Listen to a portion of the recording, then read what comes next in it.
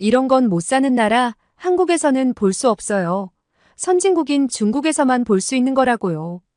여기 한 중국인이 한국을 무시하는 발언을 하며 벨기에 여성을 세뇌시키고 있는데요. 그 말이 진짜라고 믿게 된 이 여성에게 도대체 무슨 일이 일어난 걸까요? 오늘의 사연을 소개합니다. 안녕하세요. 저는 초콜릿과 와플로 유명한 벨기에에 살고 있는 에임이라고 합니다. 벨기에의 수도이자 인구가 가장 많은 대도시인 브뤼셀에서 태어나 대학교를 졸업할 때까지 살았고 현재는 한국을 여행 중입니다. 언니가 일본으로 유학을 가서 그곳에서 자리를 잡고 회사를 다니면서 아시아 나라에 대한 동경 같은 것이 생겼는데요. 약간 소심하고 조용한 성격의 언니는 일본에서의 생활이 나쁘지 않은 것처럼 보였습니다.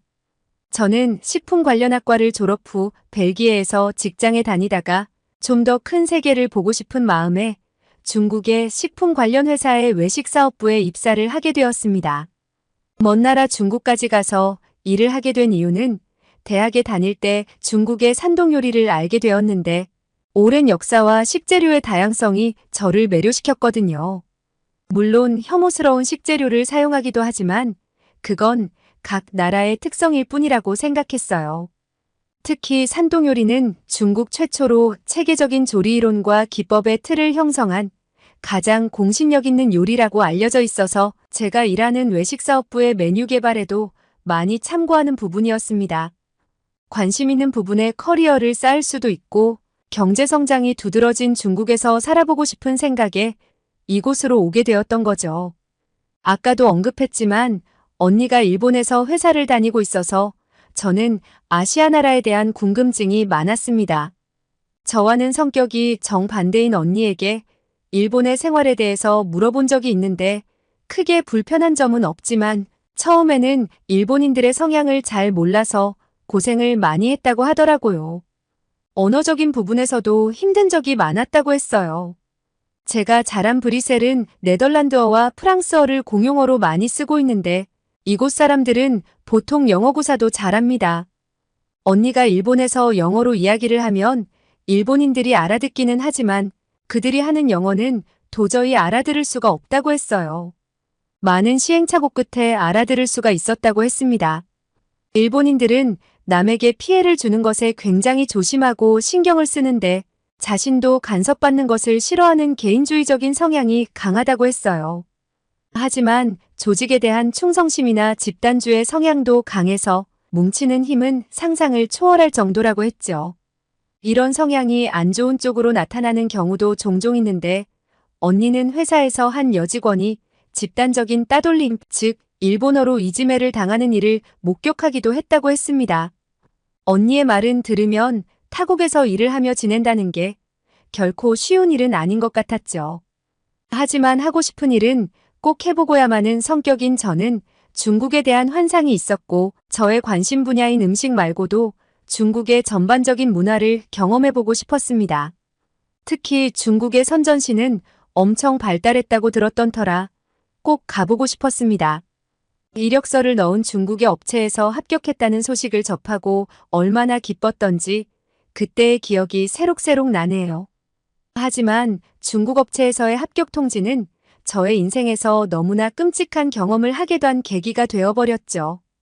제가 일했던 중국의 업체는 선전시에 위치하고 있었는데 듣던 대로 멋진 모습의 도시였고 모든 것이 자동화되어 있는 미래형 도시라는 느낌을 받았습니다. 하지만 밤이 되면 끔찍한 모습으로 변했는데요. 고층 빌딩이 질비한 발전된 모습의 선전시는 밤이 되면 문 닫힌 상가의 입구에서 노숙을 하는 젊은 사람들을 쉽게 볼 수 있습니다. 골목마다 노숙자가 자리를 잡고 잠을 자고 있었죠. 경기 침체로 폐업한 공장이 많고 해외 이전을 하는 공장들도 많은 것이 원인인데 화려하고 발전된 선전시의 이면을 본 저는 충격을 받을 수밖에 없었어요. 더 기가 막힌 건 중국은 중국 경제가 쇠퇴할 것이라는 발언을 할 경우 처벌하겠다는 발표를 한 것이죠. 요즘에도 이런 억압적인 정치를 하는 나라가 있다는 게 믿기 어려웠습니다. 제가 다니게 된 회사에서의 첫날에도 황당한 일을 겪었는데 회사 사정이 안 좋아져서 연봉 협상을 다시 해야 한다며 싫으면 관두라는 식의 태도를 보였죠. 저는 기분이 나빴지만 이왕 일을 하러 온 거 버텨보자는 생각으로 일단 다녀보기로 했습니다. 회사 동료들만 인간적으로 괜찮다면 월급은 적어도 커리어를 쌓는 것에 집중을 하자는 생각이었죠. 제가 알기로 동양인들은 예의가 바르고 배려의 문화가 있다고 했는데 중국인들도 처음엔 그래 보였습니다. 하지만 며칠간 지켜보자 그 환상은 와장창 깨지고 말았는데요. 일단 중국인들은 굉장히 시끄러웠습니다. 한 사람이 말하면 여기저기서 동조하며 말을 하는데 싸우는 소리처럼 듣기 거북했습니다. 기본적인 중국어는 할 수 있는 수준이었지만 말하는 속도가 너무 빨라 알아듣기도 힘들었죠. 그리고 이 사람들의 배려하는 모습을 찾아보는 건 하늘의 별 따기였는데요. 복장부터가 다른 사람은 생각하지 않는 희한한 모습으로 출근을 하지를 않나 머리를 감고 출근은 하는 건지 언제나 떡져 있는 모습이었습니다. 사내 식당에서 식사하는 시간도 악몽 같았는데요. 매일 기름에 튀긴 정체 모를 이상한 음식들만 메뉴에 있는 겁니다. 식사를 할 때면 옆에 앉아서 말을 끊임없이 해댔고 음식물이 입 밖으로 튀어나오기도 했죠. 저의 식판에 음식물이 튀기라도 할까봐 불안하게 식사를 했던 기억까지 있어요. 위생관념이라고는 찾아볼 수가 없는 중국인들을 이해할 수가 없었어요. 화장실에서 손을 씻을 때도 줄을 서지도 않고 옆에 와서 그냥 씻고 나가버리고 참다 너무 화가 난 저는 기본적인 예의는 좀 지켜달라는 말을 했습니다. 그랬더니 적반하장으로 뭐 그런 걸로 화를 내느냐고 오히려 저를 이상한 사람 취급을 했죠. 제가 근무했던 회사는 최신식의 고층 빌딩에 위치하고 있었는데 분명 좋은 시설이었지만 지저분하고 꿉꿉한 냄새가 어디선가 났었고 화장실도 굉장히 지저분했어요. 시설이 좋으면 뭐 하나요? 이용하는 사람들의 수준이 너무 떨어지는데. 사무실에서는 본인의 물건이 아님에도 불구하고 빌려간다는 말도 없이 가져가 버리거나 사용하는 일은 비일비재했습니다. 참 신기하게도 이런 생활이 계속 이어지다 보니 저도 어느새 그들의 방식대로 따라가고 있었습니다. 처음에는 불만이었던 것들이 이제는 적응이 된 것이죠. 특히 중국인들은 한국과 비교하며 중국의 위대함을 칭송하는 것을 좋아했는데 한국에 대해 잘 모르던 저는 그들이 하는 말이 모두 사실인 줄 알았습니다. 저는 몇 년 전 제가 살았던 브뤼셀에서 한국의 K-팝 축제를 열면서 한국에 대해 조금 알았던 게 다였거든요. 그때 당시 K-팝 댄스 경연대회도 열렸고 한국문화의 날이라는 행사의 일원으로 한국문화 체험 행사도 같이 했었거든요. 저는 그때 K-팝의 인기가 엄청나다는 것을 알았어요. 공연에 모인 사람들이 K-팝을 모두 따라 부르면서 즐기는 모습에 많이 놀랐거든요. 어쨌든 한국에 대한 이미지는 좋은 편이었고 기회가 된다면 한번 여행 가고 싶은 나라 정도로 생각하고 있었습니다. 하지만 중국인 동료들은 저와 생각이 많이 달랐어요. 2명 이상이 모이면 한국 험담을 하는 모습을 어렵지 않게 볼 수가 있었는데 그들의 대화 내용은 대부분 한국이 중국의 문화를 따라한다는 것이었습니다. 한국에 대해 잘 모르는 저도 김치와 한복이 한국의 고유 문화라는 것을 알고 있는데 그들은 그것이 자기네들 거라고 하더군요. 저는 그제서야 한국에 대한 정보를 찾아보았지만 중국에서 올바른 정보를 찾기란 정말 힘들었습니다. 구글과 유튜브 사용이 금지되어 있었고 중국 내 사이트를 사용하면 제가 찾는 내용의 자료는 거의 없었어요. 다른 나라의 소식을 알기가 힘들 수밖에 없는 조건이었죠. 저는 중국이 이렇게 고립된 나라인 줄 몰랐습니다. 경제대국으로 성장하고 있는 나라가 어떻게 이렇게 세상과 단절되어 생활할 수가 있는지 이해가 가지 않았죠. 중국인 동료들은 이런저런 검색을 시도하는 저에게 쓸데없는 짓을 한다는 식으로 말하면서 한국에 대한 험담에 저도 동조하게끔 만들려고 하였어요. 5,000년 역사를 가지고 있는 중국만큼 대단한 나라는 없다느니 한국은 중국에서 기원한 나라라느니 원래 김치는 중국의 스촨성 음식이라는 말도 안 되는 내용들을 쏟아냈습니다. 계속해서 그런 내용의 이야기를 들으니 정말 세뇌가 되더군요. 사실이 아닌데 진실이냥 믿게 되는 이상한 현상을 경험했습니다.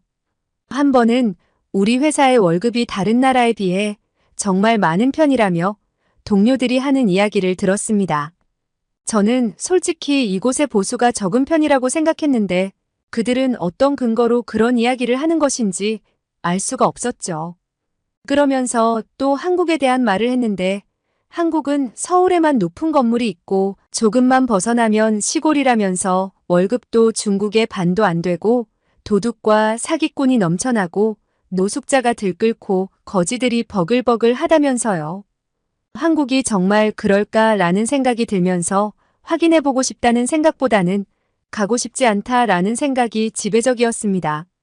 한국을 갈 일은 없으니 그러려니 하고 있는데 기술 지원 업무 관련해서 한국 업체에 출장을 가게 되는 청천벽력 같은 일이 벌어진 겁니다. 그때만 해도 저는 한국에 정말 가고 싶지 않았거든요.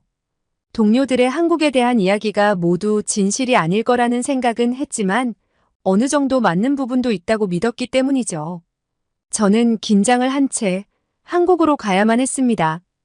그때만 해도 한국에서 어떤 일이 벌어질지 상상조차 하지 못했죠. 그날이 저의 인생의 터닝포인트가 될 줄은 정말 몰랐어요. 미리 이야기하자면 저는 그 뒤로 중국에 가지 않았습니다. 비행기 안에서부터 약간 심상치 않은 일들이 벌어지긴 했습니다. 제 옆자리에는 한국인 남성이 앉아 있었는데 그는 화장실을 다녀오다가 저의 팔을 약간 건드리게 되어 저에게 미안하다고 했습니다. 국적이 궁금해서 물어보니 한국인이라고 하더라고요. 그 남자는 키도 크고 핸섬했으며 영어 발음도 굉장히 좋았습니다. 그냥 지나칠 수도 있는 일인데 미안하다는 말을 할 줄 아는 매너 있는 남자였죠. 그 남자에게서는 비누향 같은 좋은 향기가 났고 옷차림도 세련되고 깨끗했습니다. 거의 1년간 중국에 있으면서 꾀죄죄한 중국인 남자 동료들만 보다가 한국 남자를 보니 정신을 못 차리겠더군요. 그 남자는 한국에 도착해서 캐리어를 내릴 때도 도와주었고 언제나 미소 띤 얼굴로 대해줬습니다.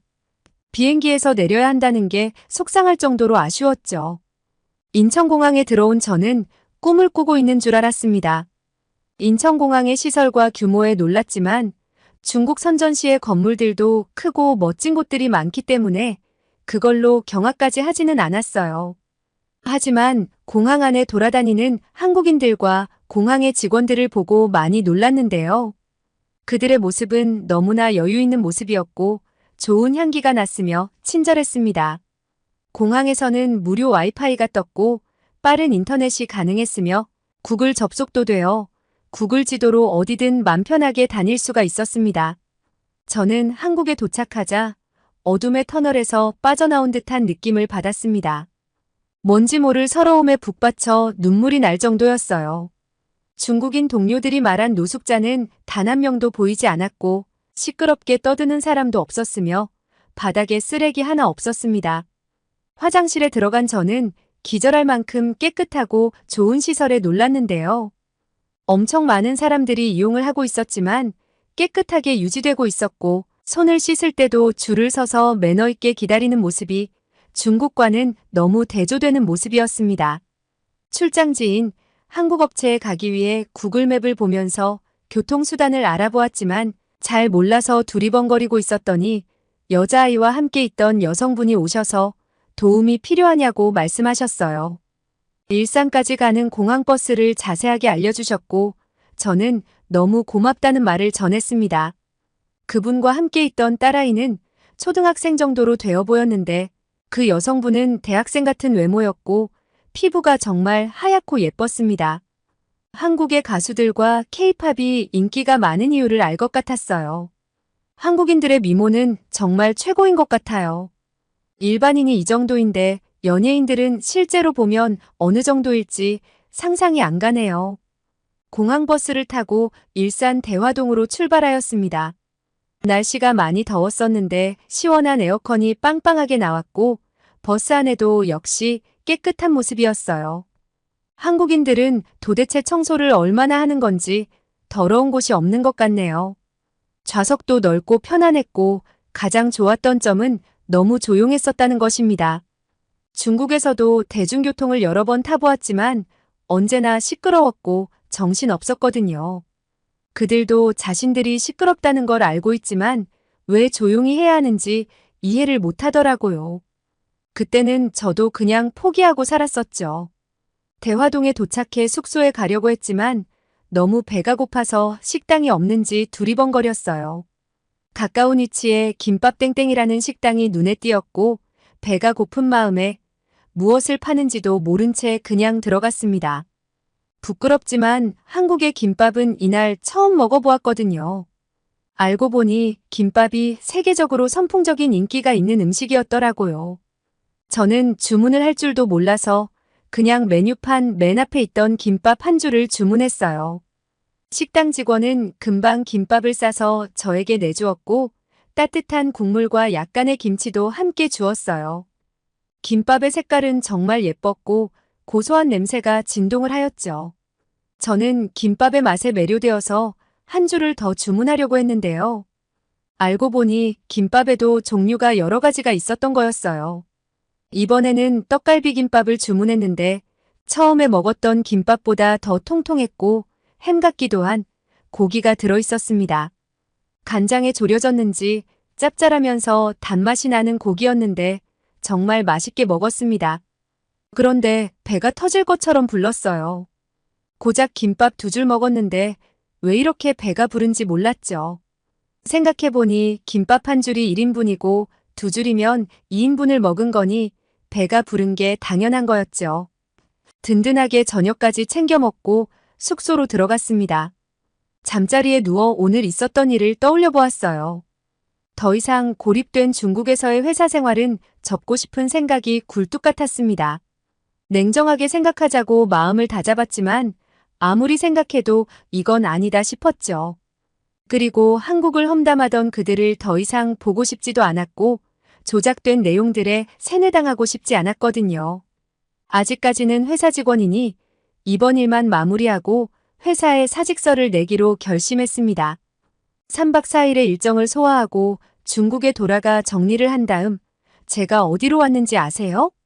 바로 한국으로 다시 왔답니다. 일본에 있는 언니에게 휴가를 내서 같이 한국에서 일주일만 지내자고 설득했어요. 한국에서 언니와 여행을 즐기고 있는 지금 너무나 행복한 날들을 보내고 있답니다. 벌써 3일이나 지나서 시간이 가는 게 너무나 아쉽지만 지금까지 서울의 경복궁과 한강공원, 남산서울타워, 북촌한옥마을을 다녀왔고 내일은 부산의 해운대와 광안리에 기차를 타고 가기로 했어요. 한국에서 치킨도 배달시켜 먹어보고 밤늦게 돌아다녀 보기도 했는데요. 한국처럼 살기 좋은 곳은 없다는 생각이 들 정도로 안전하고 아름다운 나라예요. 여행 일정은 일주일로 잡았는데 한국을 떠나고 싶지가 않아요. 한국에서 아직 가야 할 장소가 많이 남았는데 어떻게 해야 할지 매일 행복한 고민을 하고 있답니다. 오늘은 벨기에에서 온 에이미 씨의 사연을 들려드렸는데요. 중국의 악몽 같았던 날들에서 빠져나오게 되셔서 다행이라는 생각이 듭니다. 한국에 대한 열등감 때문에 더 한국을 험담하는 그들이 정말 어이가 없네요. 오늘도 건강하고 행복한 하루 되시고 구독과 좋아요 부탁드립니다. 이상 미연이의 공감튜브였습니다.